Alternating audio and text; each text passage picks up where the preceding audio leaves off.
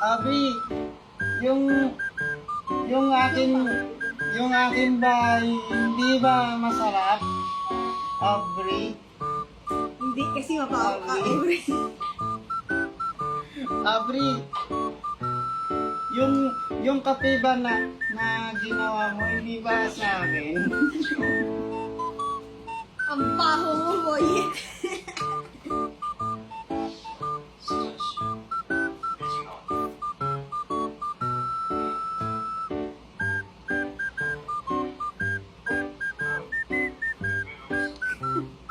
Nakaka-edit yun. Ikaw, masasasya. Yung ginawa mo, yung ginawa mo ba sa akin, Aubrey, hindi ba masarap? Hindi.